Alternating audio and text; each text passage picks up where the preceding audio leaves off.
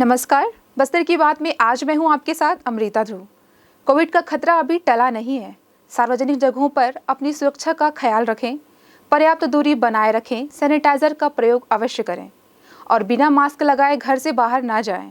साथ ही नियम से दोनों वैक्सीन जरूर लगाएं। इन नियमों का पालन करें और कोरोना से खुद को और दूसरों को रखें सुरक्षित। इन्हीं बातों के साथ आइए नजर डालते हैं आज की सुर्खियों पर। पक्ष विपक्ष के बीच गर्मा गर्मी बहस और हो हल्ला के बीच महापौर ने 31,27,000 रुपए घाटे का बजट प्रस्तुत किया। विपक्ष के पार्षदों ने सत्ता पक्ष और अनियमितता और भ्रष्टाचार का आरोप लगाया। विशेष ग्राम सभा ने दी शाला संचालन की अनुमति। बिना मास्क के बच्चे ना आए स्कूल का दिया निर्देश। यातायात नियमों का पालन नहीं करने वालों के खिलाफ हो रही कार्रवाई और दलपत सागर में ओलंपिक खेल कयाकिंग कैनोइंग बेसिक प्रशिक्षण का शुभारंभ। अब खबरें विस्तार से। नगर निगम के सभा कक्ष में 29 जुलाई को सामान्य सभा की बैठक आयोजित की गई। सामान्य सभा की बैठक के शुरू में सत्ता पक्ष द्वारा बजट प्रस्तुत करने पर जोर दिया गया, जिसका विपक्ष ने पुरजोर विरोध करते हुए कहा कि परंपरा के अनुसार पहले बजट पर चर्चा होनी चाहिए और विपक्ष का सुझाव लिया जाना चाहिए। भाजपा के सभी पार्षद खड़े होकर बजट पर पहले चर्चा की मांग करते हुए हल्ला करने लगे। नेता प्रतिपक्ष संजय पांडे ने सत्ता पक्ष पर बहुमत की दादागिरी का आरोप लगाया। सत्ता पक्ष के पार्षद महापौर द्वारा बजट पेश किए जाने की मांग करते हुए हल्ला करने लगे। वहीं सभापति कविता साहू ने विपक्ष से कहा कि बैठ जाएं और बजट पेश करने के बाद उस पर चर्चा की जाएगी। हो हल्ला के बीच महापौर सफीरा साहू ने बजट पेश किया। इसके पश्चात विपक्ष पार्षद भी शांत हो गए और बजट प्रस्तुत किया गया। एमआईसी सदस्य यशवर्धन राव ने महापौर द्वारा प्रस्तुत बजट को बहुत अच्छा बजट बताते हुए विपक्ष से भी बजट को सर्वसम्मति से पास करने का अनुरोध किया। नेता प्रतिपक्ष ने सत्ता पक्ष पर आरोप लगाया कि 1.5 वर्ष में केवल 2 सामान्य सभा का आयोजन हुआ। बजट में शायरी अच्छी थी। पौनी पसार के अलावा छत्तीसगढ़ सरकार की योजना बजट से गायब है। 80 से 90% बजट पिछली बजट की ही कॉपी है। उन्होंने कुशाभाऊ ठाकरे बस स्टैंड का नाम अंतर्राज्यीय बस स्टैंड किए जाने का विरोध किया। कहा, ये हमारे नेताओं का अपमान है। उन्होंने कहा, संजय बाजार बसाने की केवल बात हुई, अब गोल बाजार में पहुंच गए। व्यापारियों ने इनकी योजनाओं को नापसंद कर दिया है। पार्षद आलोक अवस्थी पुराना कोट नगर निगम अधिग्रहण कर रही है, ये बात उन्होंने कही। पार्षदों की बैठक में आयुक्त बताएं संजय बाजार और गोल बाजार में क्या बन रहा है, क्योंकि ये पूरे शहर से जुड़ा मुद्दा है। यशवर्धन राव ने कहा, पुराना न्यायालय परिसर को इस योजना में शामिल नहीं कर रहे हैं। पार्षद आलोक अवस्थी ने कहा, 36 क्वार्टर रातों रात तोड़ा गया, वहां क्या बन रहा है नगर की जनता को नहीं मालूम। स्वच्छता रैंकिंग में देश के 10 नगरों में हमारा नगर शामिल होगा, ये बात उन्होंने कही। और नगर निगम कार्यालय के पास गंदा पानी सड़क पर बह रहा है। सदन में हवा में बातें ना हो, जो बातें कही जा रही है उसमें जमीनी स्तर पर लागू करने का कार्य भी हो। उन्होंने कहा, बोधघाट चौक से गुरु गोविंद सिंह चौक तक सड़क चौड़ीकरण 2 वर्ष से अधूरा है, क्योंकि नाली के लिए बजट नहीं है। आयुक्त प्रेम कुमार पटेल ने कहा, बड़े नालियों के साथ ही ये नाली निर्माण होगा। 50 करोड़ निर्माण कार्य में नगर निगम का कोई सहभागिता नहीं होगा। 24 करोड़ की सड़क बन रही है। हम गंदे पानी से होकर कार्यालय आ रहे हैं, बड़े शर्म की बात है। नगर निगम अध्यक्ष कविता साहू ने यशवर्धन राव से कहा, शहर के विकास कार्यों में नगर निगम और पीडब्ल्यूडी के बीच समन्वय स्थापित कर कार्य किया जाए, जिसका उचित लाभ जनता को मिले। नेता प्रतिपक्ष संजय पांडे ने कहा, बस स्टैंड का विस्तार स्वागतीय है, लेकिन शहर के 18 यात्री प्रतीक्षालयों की भी देखरेख होनी चाहिए। यह मूलभूत सुविधा है। 1.5 साल बाद पेश किया जाएगा बजट। यूजर चार्ज लगाया जा रहा है और कहते हैं कि कोई अतिरिक्त कर नहीं लगाया जाएगा। इस पर महापौर सफीरा साहू ने संपत्ति कर और संकेती कर नहीं बढ़ाने की बात कही। यूजर्स चार्जर को भी समाप्त किया जाएगा। यशवर्धन राव ने कहा, यह केंद्र सरकार की योजना के तहत है, बंद कर दें। 36 लाख डस्टबिन घोटाले का मुद्दा भी उठाया गया। कोरोना काल में सामान्य सभा का आयोजन नहीं हुआ, लेकिन एमआईसी बैठक आयोजित कर प्रीमियर मदिरा दुकान खोलाने की बात हो रही थी। महापौर ने बीड हार्वेस्टिंग में भ्रष्टाचार का विरोध करते हुए कहा, जांच की जाएगी। अधिकारी हो या कर्मचारी, जो भी भ्रष्टाचार में लिप्त होगा कार्रवाई होगी। नेता प्रतिपक्ष संजय पांडे ने आरोप लगाया 2200 की डस्टबिन 7000 में कैसे खरीदा गया। पार्षद विक्रम डांगी ने कहा कि डस्टबिन का रेट फिक्स है, कंपनी का दाम है। भ्रष्टाचार तब होता जब सप्लायर को कम भुगतान किया जाता। ऑनलाइन टेंडर हुआ था, पांडे को माफी मांगनी चाहिए। योगेंद्र पांडे ने कहा सदन को सही जानकारी दी जाए, सदन को गुमराह करना सही नहीं है। पार्षद आलोक अवस्थी ने कहा 7 तारीख को कर्मचारियों का वेतन दिया जाए, 2 माह से नहीं दिया गया है, इसके चिंता नकारते हुए महापौर सफीरा साहू ने कहा अध्यक्ष और पार्षदों के मानदेय बढ़ाने की बात। योगेंद्र पांडे ने महापौर से स्थापना व्यय पूछा, किराया बराबर आया या नहीं, इस पर ध्यान देना जरूरी है। बैठक आयोजन इमेज, इस बैठक में मुद्दों पर चर्चा होनी चाहिए। यह 2 माह में सामान्य सभा की बैठक आयोजित नहीं होनी चाहिए। विभिन्न समितियों की नियमित रूप से देखरेख होनी चाहिए। अध्यक्ष कविता साहू ने कहा नगर निगम प्राथमिकता है और इसके लिए सभी पार्षदों को अवसर दिया जाएगा, लेकिन वर्तमान में बजट सत्र है और शहर विकास को ध्यान में रखते हुए बजट को सर्वसम्मति से पारित करने की बात कही। पार्षद धन सिंह नायक ने दैनिक स्वच्छता कर्मचारियों के नियमितीकरण करने का प्रस्ताव पारित कर शासन को भेजा गया है, ये बात कही। इस पर महापौर ने भी अपनी सहमति जताई। आलोक, संजय, मदन मोहन मालवीय वार्ड 14 वार्डों में भूमि पूजन हुआ। अन्य 2 वार्डों के पार्षदों की पहल पर विधायक के प्रयास से काम हुए। आलोक अवस्थी ने उनके वार्डों में स्थित मोहसिन कब्रिस्तान का मामला उठाते हुए कहा कि एक रास्ता निकाला जा रहा है, दीवार के पीछे दरवाजा लगाया जा रहा है, मोहल्ले वाले विरोध कर रहे हैं। एसडीएम ने यथास्थिति बनाए रखने को कहा है। कब्रिस्तान का रास्ता अग्रसेन चौक की ओर ही हो, दुकान और मोहल्ले वासियों को मकान की तरफ रास्ता नहीं निकाला जाए, ऐसा कहा। बजट पर चर्चा के बाद सी वेस्ट मैनेजमेंट कार्य सिस्टम निविदा पर चर्चा हुई, जिसमें 214 करोड़ 25 लाख रुपए और तृतीय आमंत्रण में निविदा भिलाई के फर्म से प्राप्त हुई। बजट पर चर्चा के बाद सी वेस्ट मैनेजमेंट कार्य सिस्टम पर निविदा पर चर्चा हुई। 214 करोड़ 25 लाख रुपए और तृतीय आमंत्रण निविदा भिलाई के फर्म से प्राप्त हुई। इस पर नेता प्रतिपक्ष ने कहा यह पहला प्रश्न है, सदन में चर्चा के लिए आया है। इस सिस्टम पर एमआईसी के सदस्य सही जानकारी नहीं दे रहे हैं। आयुक्त प्रेम कुमार पटेल ने इसे विस्तार से बताया। इसके पश्चात संजय बाजार, पालिका बाजार और बैलाकोठा में उच्चतम दर पर दुकान दिए जाने के विषय में चर्चा हुई। इससे पारित भी किया गया। संजय बाजार में दुकानदारों द्वारा जनता के चलने के लिए बनाए गए आहता पर अतिक्रमण कर दुकान संचालित किए जाने की बात कही गई। इस जगह को 1500 रुपए समझौता शुल्क और 15% किराया वृद्धि किए जाने का प्रस्ताव पर विपक्षी पार्षदों द्वारा पुरजोर विरोध किया गया। संवैधानिक निर्णय बताते हुए इसे पारित नहीं किए जाने के अनुरोध अध्यक्ष से किए, लेकिन सत्ता पक्ष द्वारा बहुमत के आधार पर इसे पारित कर दिया गया, जिस पर विपक्षी पार्षदों ने कहा इस निर्णय का विरोध करते हैं और न्यायालय के समक्ष इस मामले को लेकर जा सकते हैं। हम विकास के विरोधी नहीं हैं, परंतु कांग्रेसी गुंडागर्दी मंजूर नहीं है। आप एक तरफ बोलते हो कि कोई कर नहीं लगा रहे हैं और उसके साथ के बाद जनता के मुंह से उसका निवाला निकाल लेते हो यूजर चार्जेस लगाकर। एक तरफ आप बोलते हो कि गढ़बो नया छत्तीसगढ़, और छत्तीसगढ़ की उनकी ही सरकार की किसी योजनाओं को बजट में शामिल नहीं करते। आप पूर्ण शराबबंदी का बात करते हो और पीछे से आप नवीन प्रीमियर मदिरा दुकान खोलने की बात करते हो। पूरे बजट में सिवाय लोक लुभावने वादे के अलावा कुछ भी नया नहीं है। फ्लोटिंग रेस्टोरेंट की बात हो रही है। आप गरीबों के जेब से पैसा निकाल ले रहे हो, उसकी आर्थिक स्थिति बर्बाद कर रहे हो। किसको आप फ्लोटिंग रेस्टोरेंट में घुमाना चाहते हो? जो छोटे छोटे रेस्टोरेंट हैं, जो छोटे छोटे गली मोहल्लों में ब्यूटी पार्लर खुले हैं, उनके ऊपर 3600 रुपए का साल का कर्ज आपने बढ़ा दिया है, बोझ बढ़ा दिया है। महापौर कह रही थी कि यूजर चार्ज कोई टैक्स नहीं है, तो क्या वो उनकी सौगात है? मतलब इतने बड़े जिम्मेदार लोग इस प्रकार के जिम्मेदारी से बच रहे हैं। वीड हार्वेस्टिंग पे कोई जवाब नहीं, 2200 रुपए के डस्टबिन पर कोई जवाब दे रहे हैं।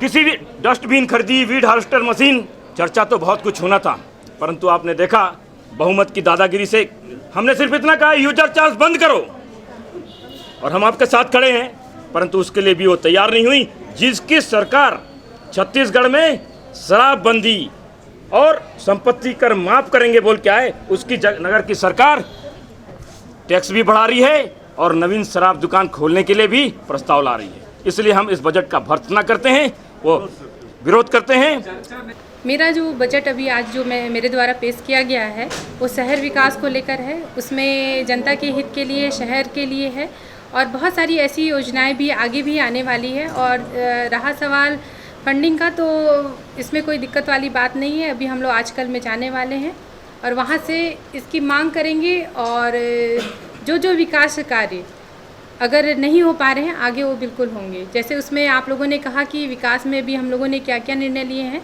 तो दलपत सागर आप लोगों के सामने है। गंगा मुंडा तालाब के लिए भी हमारे पास पैसा स्वीकृत हो गया है उसका, तो आगे उसमें भी कार्य होगा।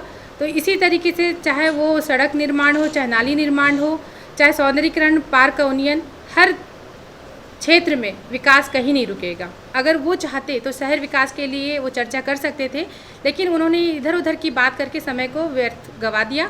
और रहा सवाल डस्टबिन के विषय में, तो उसमें जेम पोर्टल से हम लोगों ने किया था, क्योंकि ये शासन के गाइडलाइन से ही 7,000 का जो उसमें आया था, तो इसमें हमारा कुछ वो नहीं है। जो ऊपर से जो शासन का गाइडलाइन है उसी के हिसाब से काम किया गया था। उनका ब्रांडेड नीलकमल का था और उसमें जैसे गुणवत्ता की बात या भ्रष्टाचार की बात कर रहे हैं वो, तो भ्रष्टाचार तब होता यदि हमारे द्वारा पेमेंट किया गया होता या फिर उसमें हम लोगों ने डस्टबिन शहर में लगा दिया होता।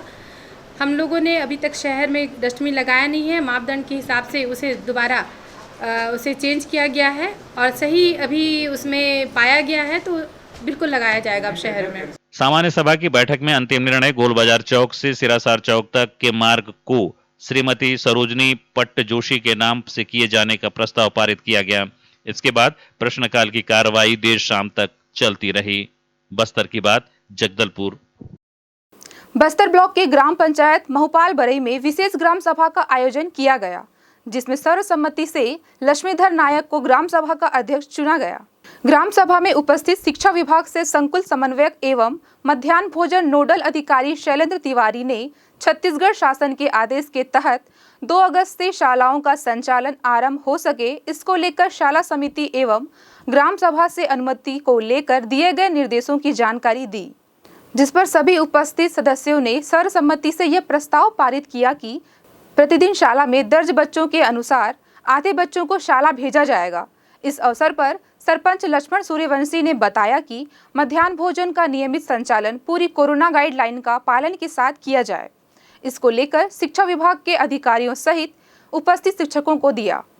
किसी भी स्थिति में सर्दी खांसी से पीड़ित बच्चों को स्कूल में न आने की सलाह भी उन्होंने दी। सरपंच ने सभी बच्चों को बिना मास्क के शाला में प्रवेश नहीं दिए जाने पर जोर दिया। कोटवार को मुनादी कराने का निर्देश दिया। साथ ही ग्रामीणों के द्वारा कोरोना टीकाकरण को लेकर जो भय बना हुआ है, उसको लेकर ग्राम सभा में उपस्थित सदस्यों ने प्रस्ताव पारित किया कि आने वाले समय में पंचायत में ग्रामीण कोरोना का टीका लगाने से वंचित न रहे। इसको लेकर सभी ने अपनी सहमति दी। यातायात नियमों का पालन नहीं करने वालों के लिए बहुत जरूरी खबर है। यातायात नियमों का पालन नहीं करना आपको बहुत भारी पड़ने वाला है। वाहन चलाते समय नियमों का पालन नहीं करने वालों पर यातायात पुलिस सख्त एक्शन ले रही है। दरअसल यातायात पुलिस ओवर स्पीडिंग, बिना वर्दी पहने ऑटो चालकों, शहर के मुख्य मार्गों पर नो पार्किंग जोन में खड़ी गाड़ियों पर कार्रवाई शुरू कर दी है।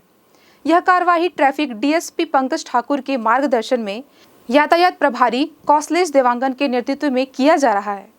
यातायात प्रभारी कौशलेश देवांगन ने बताया कि यातायात नियमों का उल्लंघन कर वाहन चलाने वाले कुल 36 वाहन चालकों के विरुद्ध कार्रवाई कर कुल 10,300 समन शुल्क वसूल किया गया।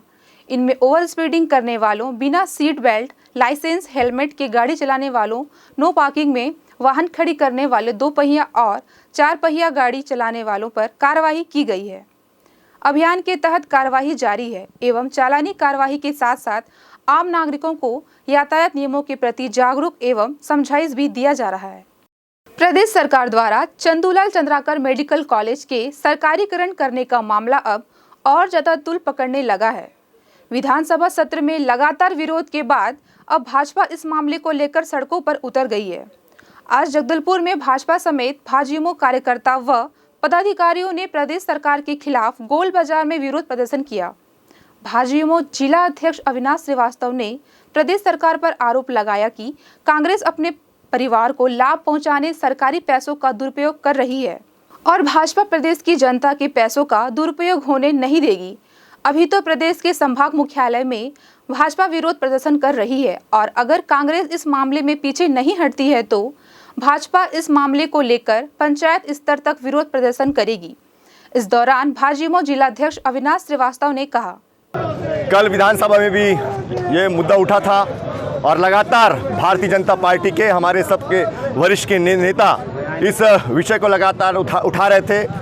माननीय केंद्रीय मंत्री ने भी इस विषय को हम सबके बीच में संज्ञान में लाया कि भूपेश बघेल जो छत्तीसगढ़ के मुख्यमंत्री हैं, उनके दामाद को चंदूलाल चंद्राकर मेमोरियल हॉस्पिटल को का बिल लाकर विधानसभा में उनका निजीकरण करना चाह रहे थे, जिसका भारतीय जनता पार्टी और भारतीय जनता युवा मोर्चा आज पूरे छत्तीसगढ़ के मुख्यालय पर पुतला दहन कर रही है।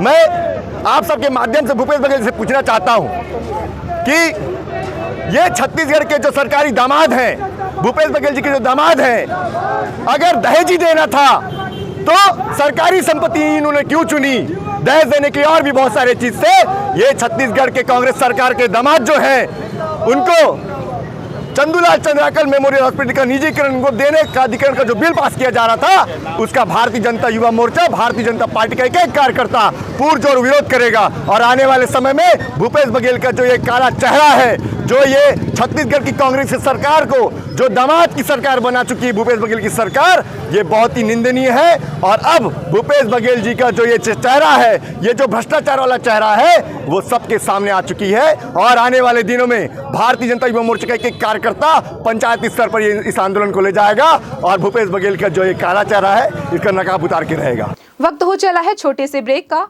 ब्रेक के बाद मिलते हैं कुछ और खबरों के साथ।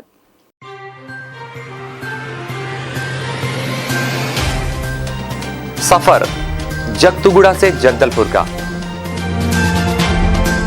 नित नई करवट लेता शहर हमारा, चौक चौराहों से होता हुआ विकास की गाथाएं गढ़ता बस्तर हमारा। कई रंगों से सराबोर कितनी ही कहानियों को समेटे, कहीं विकास के सोपान तो कहीं सरकारी दावे और उनका सच।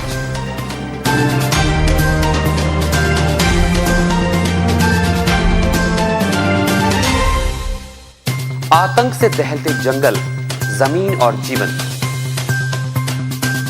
साहस और धैर्य से करवट लेती जिंदगी, राजनीति की चौसर के जाने अनजाने दांव, व्यवस्था की खूबी, कमी और खामी, खूबसूरत नजारे। अब होगी हर बात हमारे साथ, बस्तर की बात।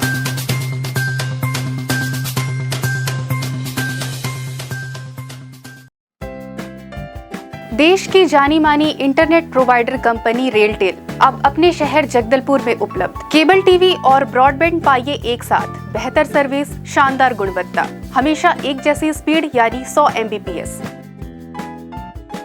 लॉन्चिंग अवसर पर पाइए विशेष छूट, राज्य के शासकीय कर्मचारियों हेतु 10% की छूट, साथ ही रेलवे कर्मचारियों के लिए विशेष छूट का प्रावधान।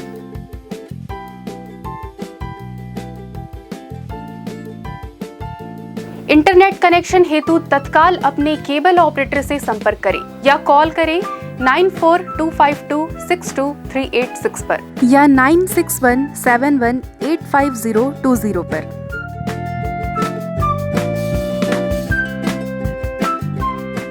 ब्रेक के बाद आपका स्वागत है बस्तर की बात में। आइए चलते हैं खबरों की ओर। दलपत सागर स्वच्छता अभियान के साथ ही नौकायन को लेकर काफी संभावनाएं बनी हुई है। 26 जनवरी के अवसर पर नौकायन प्रतियोगिता का भी आयोजन होता रहा है। अब जिला प्रशासन ने खेल विभाग के माध्यम से जगदलपुर शहर के दलपत सागर में ओलंपिक खेल कैंकिंग कैनोइंग का बेसिक प्रशिक्षण प्रारंभ कर दिया गया है। प्रशासन की ओर से परीक्षणार्थियों को प्रशिक्षण के लिए नाव भी उपलब्ध कराई गई है। खेल विभाग की ओर से नौकायन खेल के विशेषज्ञ और सीनियर राष्ट्रीय प्रतियोगिता में पदक प्राप्त खिलाड़ियों को प्रशिक्षक के रूप में नियुक्त किया गया है। खेल विभाग के सहायक संचालक राजेंद्र डेकाटे ने बताया कि प्रशिक्षकों की ओर से हर दिन दलपत सागर के रानी घाट में सुबह 6 बजे से लेकर 8:30 बजे तक और शाम 4 बजे से लेकर शाम 6:30 बजे तक प्रशिक्षणार्थियों को बेसिक प्रशिक्षण दिया जा रहा है। उन्होंने कहा कि जिन खिलाड़ियों को तैरना आता है वे इस प्रशिक्षण में शामिल हो सकते हैं। ओलंपिक खेल में शामिल इस खेल के राष्ट्रीय प्रतियोगिता में अधिक से अधिक पदक प्राप्त करने की संभावना होती है।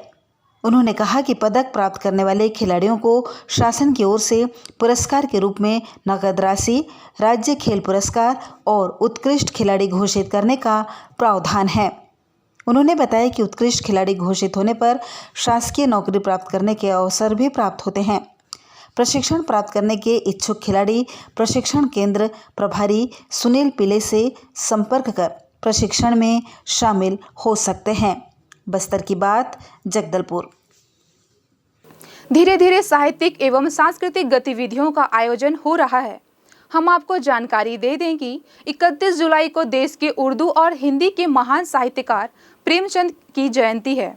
इस अवसर पर प्रगतिशील लेखक संघ जगदलपुर इकाई द्वारा स्थानीय नयापारा स्थित पत्रकार भवन में एक विचार गोष्ठी का आयोजन संध्या 5 बजे से किया गया है। इस आयोजन में प्रेमचंद की रचनाओं, कहानी, उपन्यास और लेखों पर चर्चा की जाएगी। उक्त जानकारी देते हुए प्रगतिशील लेखक संघ के अध्यक्ष जगदीश दास ने साहित्यिक प्रेमियों से उनकी उपस्थिति और भागीदारी का अनुरोध किया है। चलते चलते आइए फिर एक नजर डालते हैं आज की हेडलाइंस पर। पक्ष विपक्ष के बीच गर्मा गर्मी बहस और हो हल्ला के बीच महापौर ने 31,27,000 रुपए घाटे का बजट प्रस्तुत किया। विपक्ष के पार्षदों ने सत्ता पक्ष और अनियमितता और भ्रष्टाचार का आरोप लगाया। विशेष ग्राम सभा ने दी शाला संचालन की अनुमति। बिना मास्क के बच्चे ना आए स्कूल का दिया निर्देश। यातायात नियमों का पालन नहीं करने वालों के खिलाफ हो रही कार्रवाई। और दलपत सागर में ओलंपिक खेल कयाकिंग कैनोइंग बेसिक प्रशिक्षण का शुभारंभ। बस्तर की बात में आज सिर्फ इतना ही। फिर मुलाकात होगी कुछ और खबरों के साथ। नमस्कार।